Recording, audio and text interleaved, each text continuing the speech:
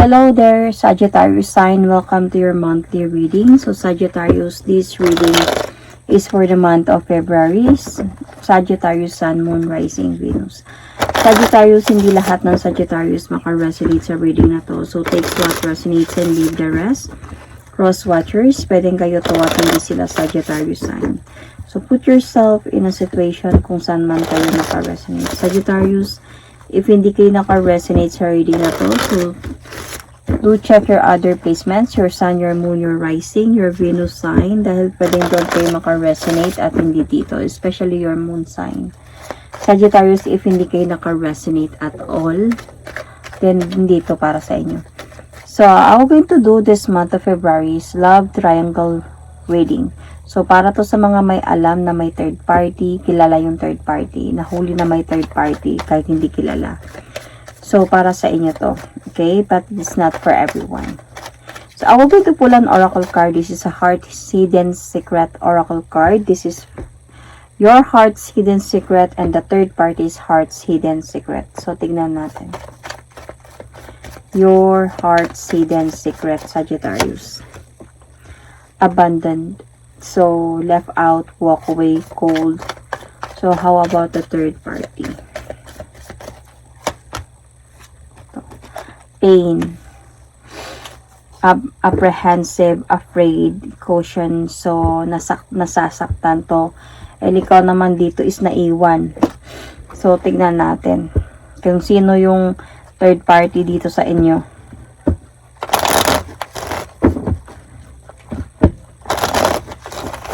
Sagittarius, Sun, Moon, Rising, Venus, February, love reading, love triangle reading for Sagittarius. Love reading. February.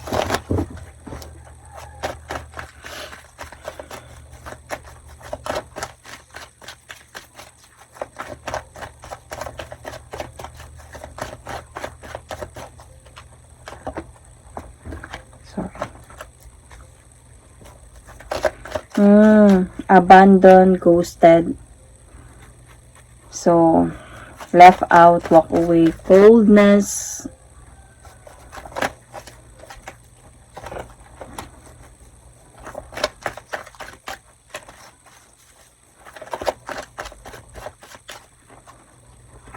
Pain. Walking away, very painful, walking away emotionally from the connection. Okay.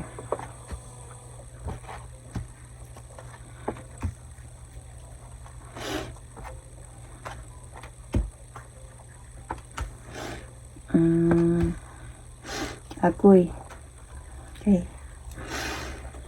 So, ano nararamdaman niya ngayon para sa'yo?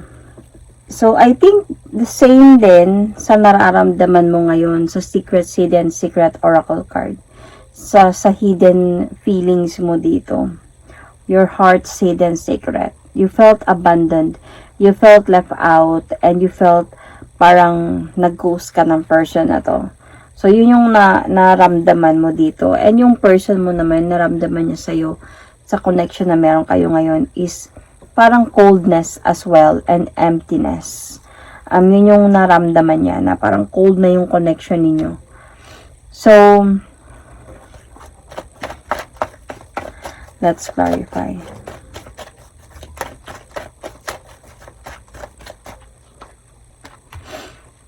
Okay. Might be you are LDR and isa na dito sa dahilan yung nagkaroon na nga ng clarity na may other person na involved dito. So, parang as a point na might be, this person gave you silent treatment nung nagkaroon ng clarity na may ganito, may someone else involved here. Nung nagkaroon ng clarity na may third party, yon nawala siya bigla. So, parang hindi niya alam kung saan siya mag-move forward ngayon. Sa'yo, doon sa isa, something like that. So, dito naman sa isa, ano yung feeling niya dito sa isa? Is parang, he wanted to walk away emotionally na din from their connection. See? Yung hiwalayan niya na talaga to. Sinaipit talaga to siya sa sitwasyon eh. Parang may mga disappointments din dito. Naipit siya sitwasyon. So parang gusto niya ng changes siguro. May ayusin niya siguro yung sa inyo. So parang naipit siguro to siya sa sitwasyon. Kaya sa point na this time nagkaroon na ng clarity nagkaroon na ng clarity parang you just really wanted to decide na muna talaga na to walk away emotionally na din. So what does he wants from you currently? Yung maramdaman nyo pa rin sa isa't isa yung pagmamahal. Kasi feeling ko kayo ata yung madaming pinagdaanan nitong person na to, Sagittarius. He wanted to decide talaga na ayusin yung sa inyo. Ang problema lang kasi dito is, I don't know lang ha, kung ikaw yung tumatanggi or pumipigil tong isa. Kumbaga, hindi pumapayag or nagpapahiwatig na nasasaktan nga siya, talaga siya sa nangyari. And parang feeling like, sa mga messages niya siguro, is parang feeling na, hindi ako papayag. Bakit ganyan? Bakit ginatinto mo ako? Bakit niloko mo ako? So parang ngayon naiipit siya ngayon sa sitwasyon. Na gusto niya siguro talaga na maayos na kayo ulit. Parang ganun, gusto niya na mag-decide, namimiss ka niya. Gusto niya this time na maging tahimik na ulit kayo, maging sincere siya sa'yo ulit.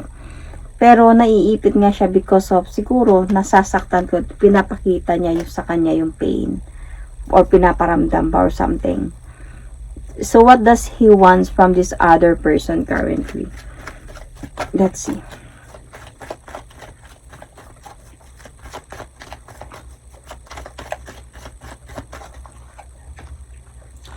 He wants this other person is to move forward na din, to move on. Kasi nag-aaway sila eh. Napapagod na siya sa sitwasyon. Kaya nga sabi ko sa mga nalalaman ng person na to, feeling ko nagrereklamo to siya. In a way na nasasaktan siya. Bakit ginawa mo sa akin to? Ang sakit ng ginawa mo. Mga ganong mga bagay. So, and nagtatalo sila siguro nito. Inaaway ba siya siguro nito? So, ang gusto niya dito is siguro to give her clarity na din para makapag-move on na din siya ng maayos in a way.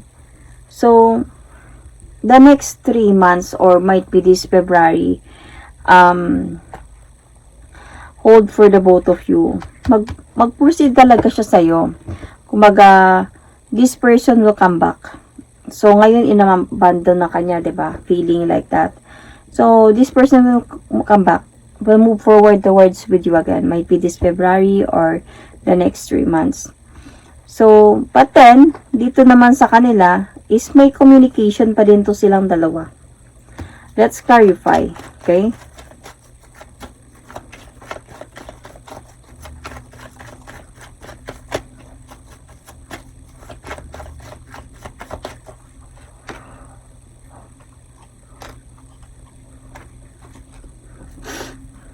Feeling ko na-judge siya ng other person na to.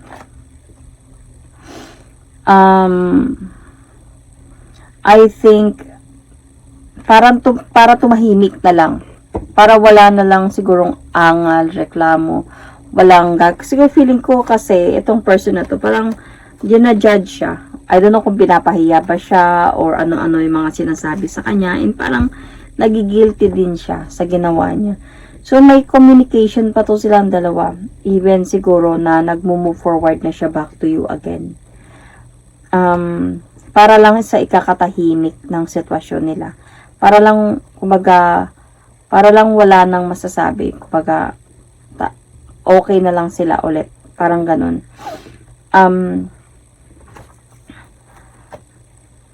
Feeling ko nga, nagkabalikan nga siguro silang dalawa nito eh. Kahit hindi siya masaya actually.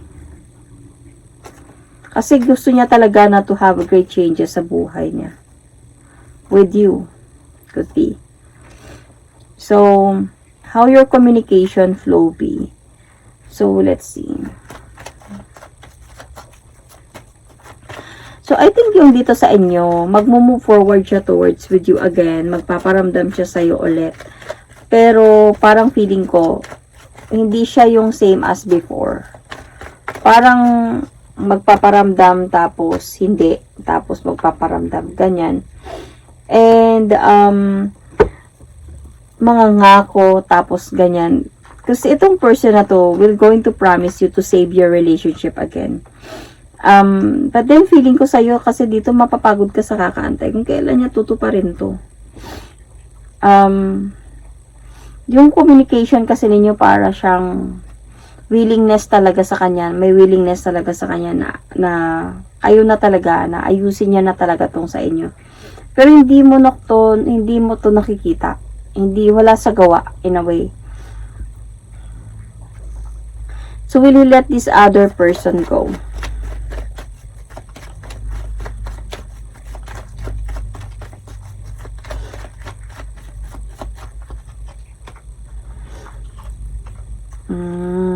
Okay.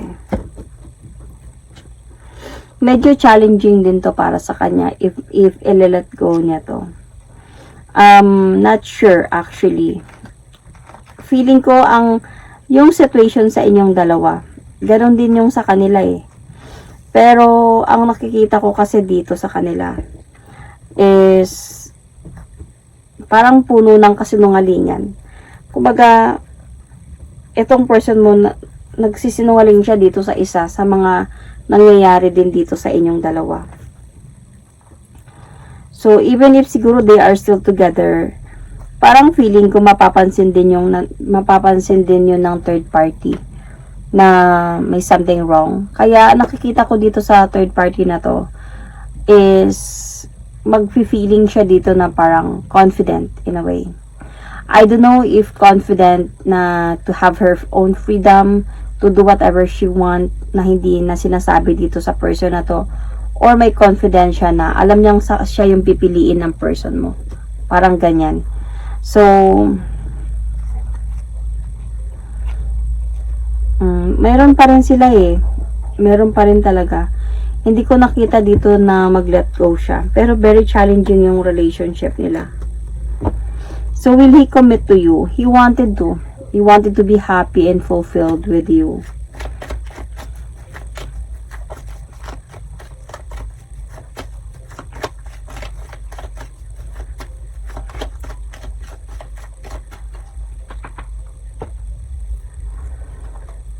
Pero, ang nakikita ko kasi dito, hindi madali eh.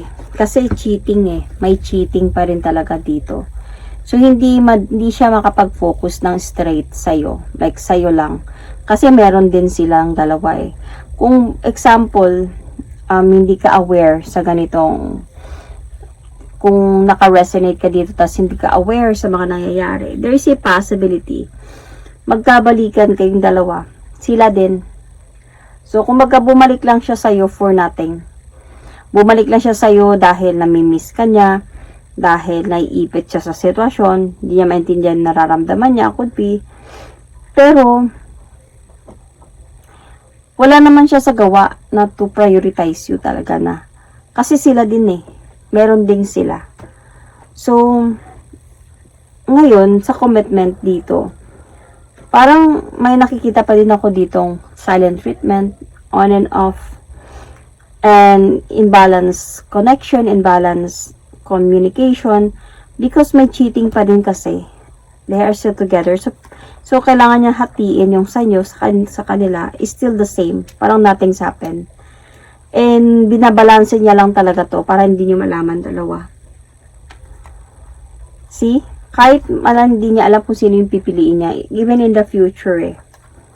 So, kasi, nandyan din siya kumaga, two-timer yung person na to. Parang ganun lang. So, their outcome. So, even sa outcome nila, it's still the same. Parang mag-o-offer pa rin siya dito ng love, in a way.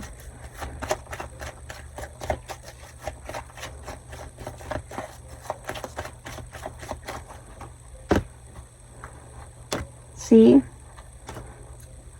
I think dahil sa nakokonsensya siya, dahil sa sobrang mahal siya ng babae, nakokonsensya siya na iwan to. hindi siya nakakatulog sa gabi, sa totoo lang. Bothered na bothered siya about your relationship, their relationship, sino ba talaga yung pipiliin ko, saan ba talaga ako patutungo, mga ganong mga bagay. So, very challenging tong situation niya. Kasi mabibigatan talaga siya dito. Paano sila magkaroon ng progress, nandyan ka, kayo pa din ulit, nagkabalikan kayo. So, gugulo to, may stress tong person na to. Buti nga. Joke lang. Yung magiging outcome nyo kasi dito, lalabo yung sa inyo eh. Lalabo talaga yung sa inyo.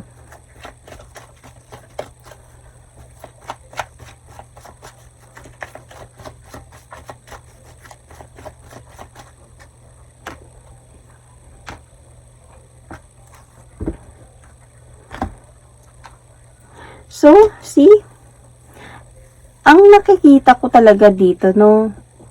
Yung person mo is a Gemini. Or Aries. Could be. Ang nakikita ko kasi dito, parang yung person mo, hindi niya alam kung sino yung pipiliin niya sa inyong dalawa. Kasi hindi siya makalet go sa inyong dalawa. Bakit? Kasi dito, even dito, ay nakikita ko pa rin na parang gusto niya, he wanted to take the leap of faith towards a new beginning with you, to build a family with you, to build a connection with you, commitment with you, to be happy and fulfilled with you. Parang ganon. Gusto niya in the future, ito yung pwede magiging outcome sa inyo eh. But they're still full of confusion sa nararamdaman niya. So, dahil sa tatago niya lang naman talaga to sa'yo, magaling to siya magtago talaga. Nandyan pa din siya eh. Kasi every time siguro na nandito siya, nami-miss ka niya. And dito naman sa isa, hindi niya maiwan-iwan to. Dahil hindi naman sa hindi niya to minahal o hindi niya mahal. May nararamdaman din talaga siya para dito sa isa. Kaya lang, ayaw niya siguro yung parang ito kasing third party, meron siyang fear of abandonment. Ayaw niya yung nasasaktan siya, nahihirapan siya. So, every time nasasaktan siya, hindi siya pwede na hindi, yung baga itago niya lang at mag-move on na lang. Magreklamo talaga siya. Feeling ko dito sa third party, may Libra. I-let out niya talaga through posting, could be through message, ganyan. So, itong si person mo is parang nagigilty din siya sa ginagawa niya sa person na to. Kasi kasalanan niya man talaga na. So, itong person mo naman, hindi niya alam kung paano i-end up yung relationship. Sa'yo ba? Sa kanya ba? So, ang ginawa niya dito, i-manage niya yung kayong dalawa nang wala kayong alam na dalawa kayo ulit sa buhay niya. So, parang nothing's happen. Okay? So, kung hindi talaga siya magbago. Kasi sa totoo lang, ang gusto niya naman talaga pakasalan is ikaw. Doon nahulog din talaga siya dito. Minahal niya din to. Pero, ang gusto niya talaga makasama is ikaw. Kaya hindi kanya nilelet go. Siguro nakita niya sa'yo, dito Sagittarius, yung okay ka magdala ng money, okay ka magdala ng sitwasyon, you are very much open, understanding, ganyan. And ito naman dito is very a bit parang sensitive, parang very emotional. So, nahihirapan din siya dito. Kasi naaawa siya pag iiwan niya talaga to ng tuluyan. Baka magpakamatay, whatsoever, ganyan. So, dito sa part niya kasi, parang sobrang di siya nakakatulog sa gabi thinking about the connection. Then, ang mangyayari dito, itong third party, mag-expect talaga to sa kanya. Mag-expect sa kanya na siya yung okay na sila na talaga, wala nang iba, wala na kayo. Eh, ikaw din naman dito sa part na to. I think, hindi naman siguro na nag-expect ka na wala na sila. Pero, dahil nga, syempre may love pa din dito, is, you are also trying to help this person na maayos kayo. Okay, kung mga iniintindi mo na lang yung sitwasyon. Pero I think wala ka ding alam na nagkabalikan silang dalawa. So, honestly, wala nga ako nakita kung sino talaga yung hiwalayan niya dito dalawa eh. Siguro, sa depende na to sa desisyon ninyo. Depende talaga to sa desisyon, sa magiging desisyon ninyo in the future. Kasi feeling ko, nakita ko dito sa part mo sa inyo, dito talaga siya willing na mag-commit sa'yo. So, feeling ko dito, ito yung maiiwan, male-left out in the future. So, yun. I can see signs here, as I said earlier, diba, Gemini, Aries, could be Libra from the third party side. I can see also Capricorn, Leo, Pisces, you, your person, or the third party. I can see here Virgo, Capricorn, Aquarius, yeah, Gemini, Sun, Moon, Rising, Venus, Cancer. Wait lang. So, I'm going to pull an oracle card for this.